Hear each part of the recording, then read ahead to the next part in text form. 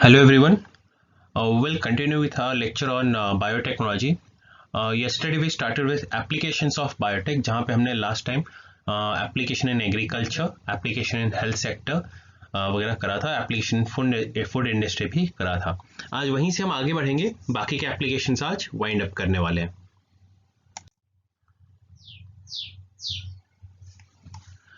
आज देखते हैं एप्लीकेशंस. आज के एप्लीकेशन पर अगर हम बात करें एप्लीकेशन इन इंडस्ट्री, तो application of biotech in industry देखते हैं. इंडस्ट्रियल और white biotechnology uses microorganisms and enzymes to produce goods for industry including chemicals, plastics, food, agricultural and pharmaceutical products. अगर हम वाइट बायोटेक की बात करें, वाइट बायोटेक में होता क्या है या फिर इंडस्ट्रियल बायोटेक में होता क्या है, हम लिविंग ऑर्गेनिजम्स का इस्तेमाल कर रहे हैं या फिर उनके बॉडी में मौजूद केमिकल्स एंजाइम्स का इस्तेमाल करके हम क्या करते हैं, ह्यूमन यूज के लिए गुड्स या फिर मटेरियल बनाते हैं. जैसे कि केमिकल्स में एक एग्जांपल है एस-क्लोरोप्रोपियोनिक एसिड. इसका काम क्या है, ये एक हर्बिसाइड की तरह काम करता है, ठीक, एंड ये बायोटेक के लैब्स में प्रोड्यूस करी जाती है. उसके अलावा प्लास्टिक, जब हम प्लास्टिक की बात करते हैं हम बायोप्लास्टिक्स की बात करते हैं, ठीक. आज के टाइम में ये बड़ा क्रेज में है बायोप्लास्टिक. ये आपके बायोडिग्रेडेबल प्लास्टिक्स हैं जो कि आसानी से डिग्रेड हो जाते हैं. फूड, जो आपके पैकेज फूड्स आते हैं, प्रोसेस्ड फूड्स आते हैं, ये भी इंडस्ट्री की ही देन है. Agriculture of course, agriculture industry से प्रोड्यूस होता है, लेकिन ये फूड प्रोसेसिंग इंडस्ट्री और में ये प्रोसेस करके मार्केट से अवेलेबल हो रही है. एग्रीकल्चरल प्रोडक्ट्स जो आप हर्बिसाइड वगैरह यूज करते हो, बायोपेस्टिसाइड्स वगैरह यूज करते हो, प्लस फार्मास्यूटिकल प्रोडक्ट्स वगैरह हो गए, किट्स वगैरह हो गए, मशीनरीज वगैरह हो गई, ये सब आज की तारीख में बायोटेक की वजह से ही हो पा रहा है. Biotechnology has helped the bio industries in producing the novel compounds and optimization and scale up of products, for example, alcohol, acid, antibiotics and enzymes. Biotechnology की वजह से जो इंडस्ट्री है वो आज की तारीख में प्रोडक्शन को इंक्रीज कर पा रही है. अल्कोहल, जब हम अल्कोहल की बात करते हैं, खाली अल्कोहल का मतलब जो ड्रिंक वाला अल्कोहल नहीं है, हम बियर वोडका वगैरह की बात नहीं कर रहे हैं, हम इंडस्ट्रियल अल्कोहल की भी बात कर रहे हैं. जैसे अभी कोविड के दौरान आपने एक चीज़ नोटिस करी होगी, जो अल्कोहल इंडस्ट्रीज थे, जो वाइनरीज थे, डिस्टिलरीज थे, उन्होंने क्या करा, अल्कोहल को प्रोसेस करके उसमें से जो हमारे सैनिटाइजर वगैरह बनाए, तो वो इंडस्ट्रियल अल्कोहल है जो ह्यूमन कंजम्पशन के लिए नहीं होता है, वो बायोटेक इंडस्ट्री प्रोड्यूस करी. एसिड, बहुत सारे इंडस्ट्रियल एसिड्स, वीक एसिड जैसे एसिटिक एसिड वगैरह हो गया, सिट्रिक एसिड हो गया, ये सारे एसिड्स जो कि केमिकल सिंथेसिस में यूज होते हैं, ये भी प्रोड्यूस हो रही है. एंटीबायोटिक्स, बहुत सारे एंटीबायोटिक मेडिसिन वगैरह प्रोड्यूस हो रही हैं.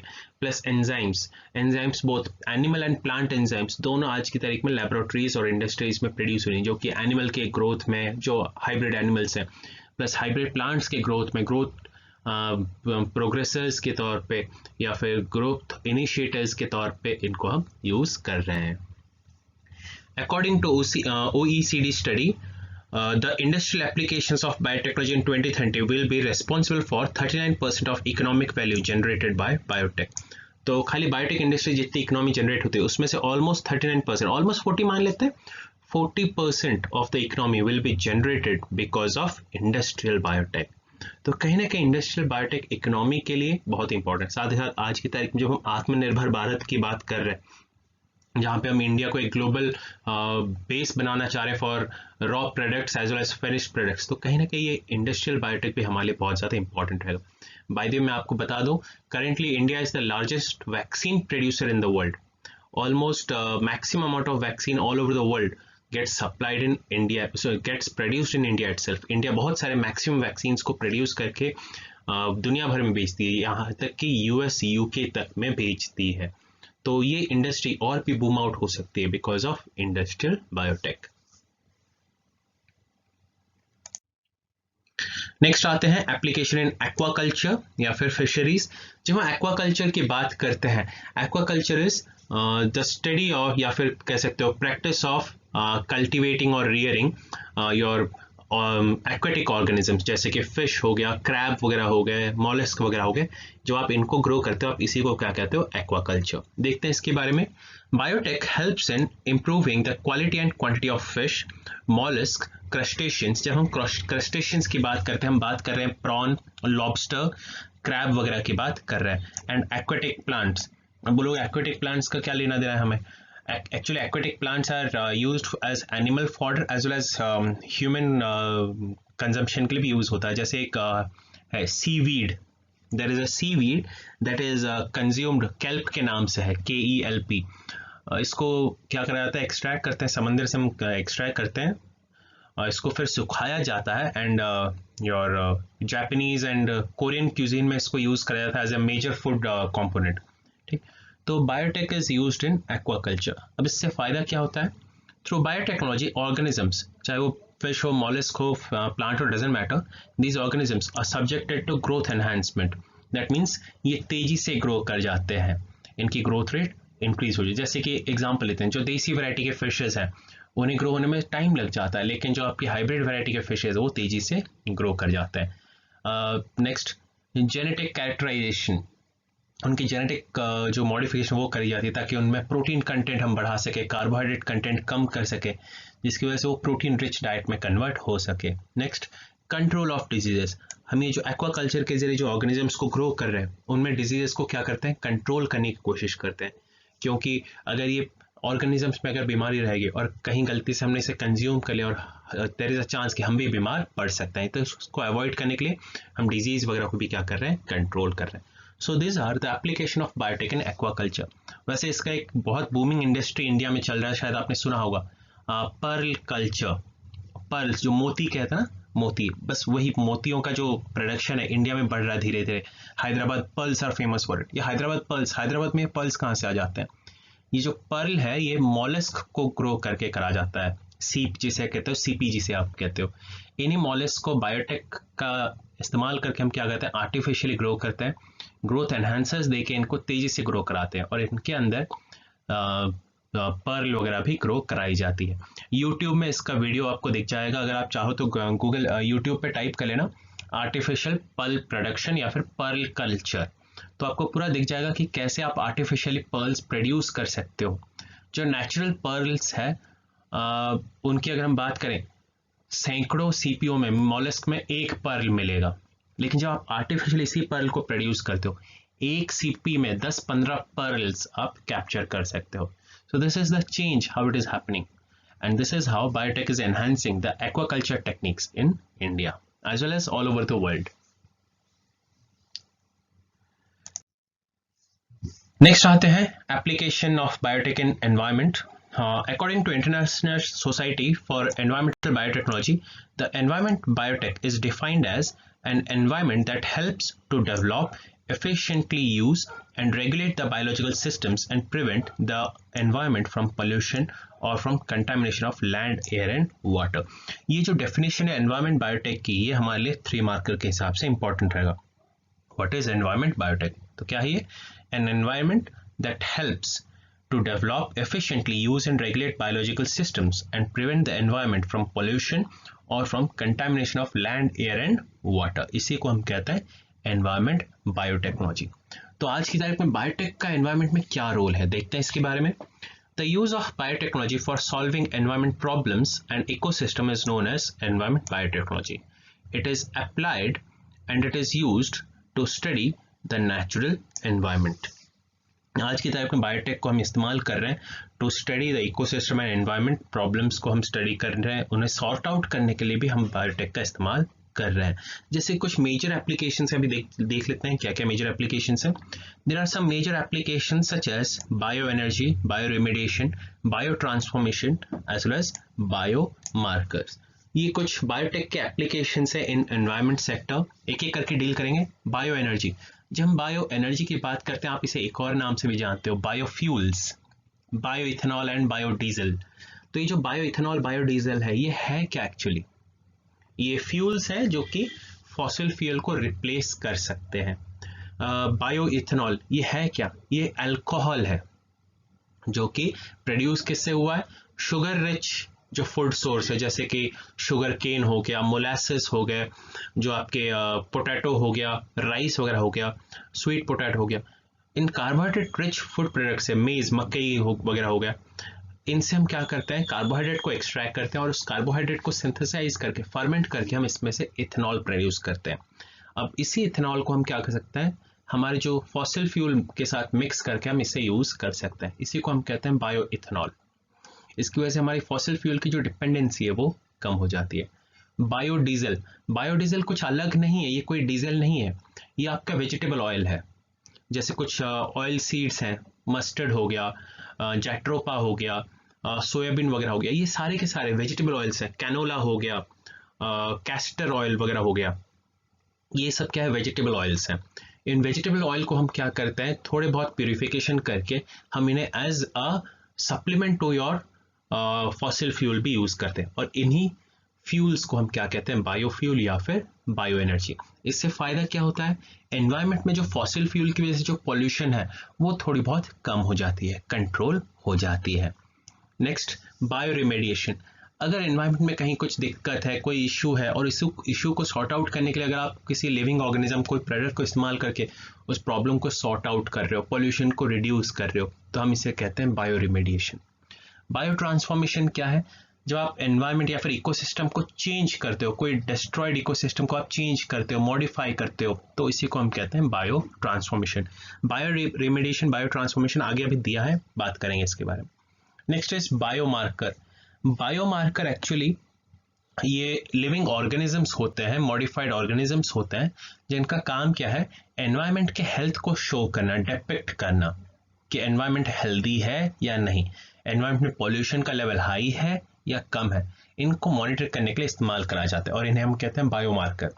एग्जाम्पल ले लेते हैं, एक बेस्ट एग्जाम्पल है स्पाइरोगायरा। स्पाइरोगायरा अगर आपको याद होगा, इसे ग्रीन एल्गे भी कहते हैं स्पाइरोगायरा को। हमने कहाँ पढ़ा था, असेक्सुअल रिप्रोडक्शन में हमने इसे पढ़ा था स्पाइरोगायरा को। एनीवेज, स्पाइरोगायरा एक बायोमार्कर है। कैसे, ये स्पाइरोगायरा हमेशा साफ सुथरे पानी में पाया जाता है और फ्रेश वाटर में पाया जाएगा।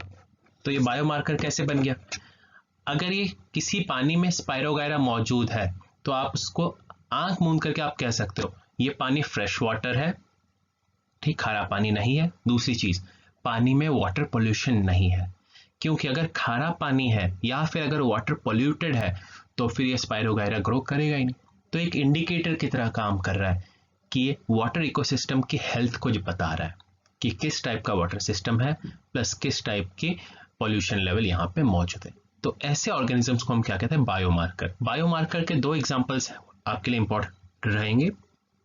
एक है लाइकन, LICHEN, लाइकन, और दूसरा है स्पाइरोगायरा।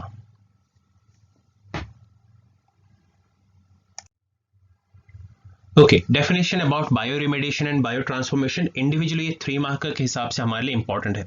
नोट्स में शायद दिया हुआ है, मुझे याद नहीं आ रहा है, तो एक बार चेक कर लेना, अगर नहीं दिया है तो इनको एज इट इज कॉपी कर लेना। देखते हैं what is bio remediation and bio transformation. Bio remediation, it is a branch of biotechnology that employs use of living organisms like microbes and bacteria in removing contaminants, pollutants and toxins from soil, water and other environment. Pollution वगैरह को, contamination को reduce करने के लिए जब आप living organism या फिर बैक्टीरिया का इस्तेमाल करते हो तो इसी को हम क्या कहते हैं, बायो रिमेडिएशन। इसका एक एग्जांपल लेते हैं, समंदर में आपने सुना होगा ऑयल स्पिल हो जाता है, ठीक, पूरा वो ऑयल स्पिल हो जाता है, जैसे हाल फिलहाल में अभी हुआ है श्रीलंका के कोस्ट के आसपास। तो इस ऑयल स्पिल की वजह से होता क्या, पेट्रोलियम चारों तरफ फैल गया है, इसकी वजह से एनवायरनमेंट पूरी तरह से डैमेज हो जाता है। तो इस एनवायरनमेंट डैमेज को कंट्रोल करने के लिए हम एक बैक्टीरिया का इस्तेमाल करते हैं। बैक्टीरिया का नाम है pseudomonas putida. Pseudomonas putida, spelling check करिएगा, PSEUDOMONAS, pseudomonas putida, PUTIDA, pseudomonas putida. इसे ऑयल जैपर भी कहते हैं, ऑयल जैपर, ZAPPER। अब ये जो बैक्टीरिया ये क्या करता है, समंदर में फैले हुए ऑयल को अपने अंदर सोख लेता है, एब्जॉर्ब कर लेता है, खा लेता है, जिसकी वजह से होगा क्या, ऑयल स्पिल की जो डिवास्टेशन है वो क्या हो जाती है, कम हो जाती है। तो इस तरह से बायो रिमेडिएशन में हेल्प करता है। सीडोमोनास प्यूटिडा और उसका जो अल्टरनेट नेम है ऑयल जैपर, ये आपके लिए प्री के लिए इंपॉर्टेंट है। नेक्स्ट आते हैं bio transformation. It is a process by which organic compounds are transformed from one form to another to reduce the persistence and toxicity of chemical compounds. This process is aided by major range of microorganisms such as bacteria and fungus. इसका एक example लेते हैं पंजाब हरियाणा। पंजाब हरियाणा में excessive fertiliser use करने की वजह से वहां पे सॉइल में सॉल्ट की कंटेंट बढ़ती जा रही है, केमिकल की कंटेंट बढ़ती जा रही है, जिसकी वजह से वो धीरे धीरे जो सॉइल है क्या होता जा रहा है, इनफर्टाइल और सलाइन होता जा रहा है। जब आप खेत में ज्यादा केमिकल फर्टिलाइजर यूज करते हो उसका रिजल्ट यही होता है, सॉइल की फर्टिलिटी अपने आप कम हो जाती है और उसमें सैलिनिटी बढ़ जाती है। तो इसको काउंटर करने के लिए जो हमारी एग्रीकल्चरल रिसर्च इंस्टीट्यूट है IARI के नाम से, इन्होंने क्या करा है, जेनेटिकली मॉडिफाइड बैक्टीरिया और फंगस बनाए। इन बैक्टीरिया और फंगस की खासियत क्या है, ये सॉल्ट को ही खा जाते हैं। तो जब इन बैक्टीरिया और फंगस को आप क्या करते हो, सलाइन सॉइल में डाल देते हो, तो ये क्या करते हैं, सॉइल में से सारा का सारा सॉल्ट जो है कंज्यूम कर लेते हैं। इसकी वजह से होगा क्या, जो पंजाब हरियाणा की जो सलाइन सॉइल है, इनफर्टाइल सॉइल है, वो धीरे धीरे मॉडिफाई होके वापस से फर्टाइल बन जाती। इस ट्रांसफॉर्मेशन, मॉडिफिकेशन को हम कहते हैं बायो ट्रांसफॉर्मेशन। एग्जाम्पल रहेगा salt eating bacteria and fungi. Salt eating bacteria and fungi 2 साल पहले इसको पायलट प्रोजेक्ट के तहत पंजाब में शुरू करा गया है। अगर ये सक्सेसफुल हो जाता है तो इंडिया के बाकी जगहों पे भी इसको लॉन्च करा जाएगा। ठीक, anyways with this we are done with your application of biotech. Again question के तौर पे, what is biotechnology, its importance and its applications, 11 marker question है। उसके अलावा biotechnology and application in health, agriculture, environment, ऐसे इंडिविजुअल टॉपिक से ये 5 mark का क्वेश्चन बन सकता है। Plus what is environment biotech, what is biotransformation, what is bioremediation, what is oil जैपर, ऐसे क्वेश्चंस आपके लिए 3 मार्कर के तौर पे पूछे जा सकते हैं।